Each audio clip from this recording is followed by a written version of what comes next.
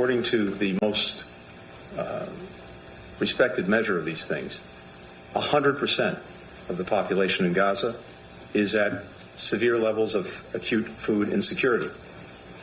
That's the first time an entire population has been so classified.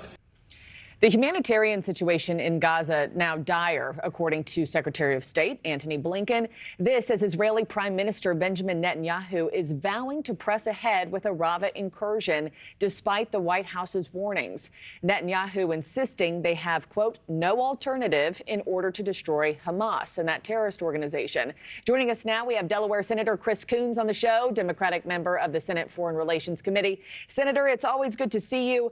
Netanyahu says if Israel does not go into Rafah, Hamas will, quote, reorganize and take over the Strip again and pose a new threat to Israel. Are they left with no choice on this?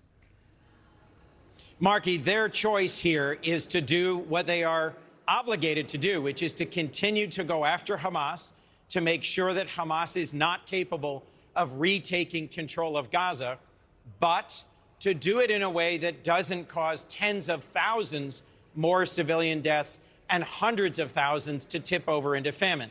Let's just remember, the IDF, the Israeli Armed Forces, control the entire perimeter of Gaza. Hamas has almost no way to get in or get out, to get resupply.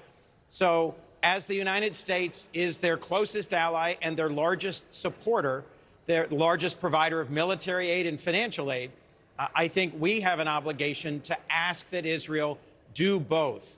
Provide for humanitarian relief by allowing 1 million innocent civilians to move out of Rafah before they take up a large-scale ground assault. They can also carry out small surgical special forces teams incursions into Rafah that wouldn't risk killing tens of thousands. So I hope my message is clear.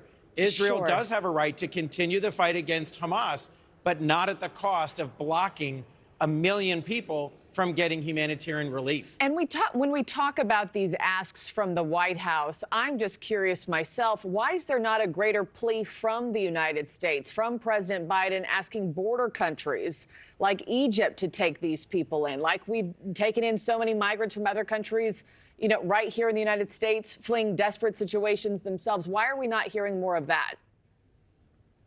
Markie, I went to Egypt on a bipartisan delegation, 10 senators, Republicans and Democrats.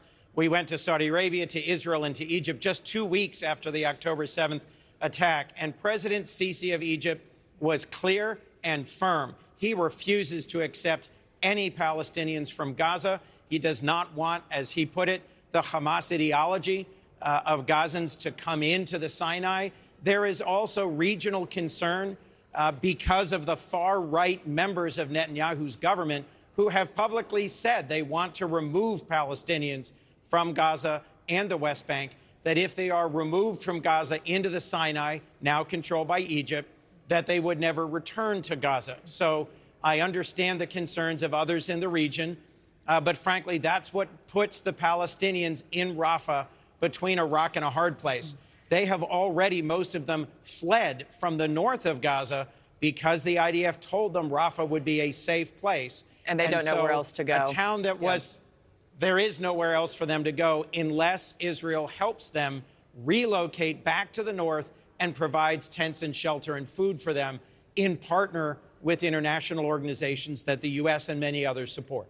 Thanks for watching, everybody. Go to joinnn.com to find NewsNation on your television provider. Also, don't forget to click that red subscribe button below to get more of NewsNation's fact-driven, unbiased coverage.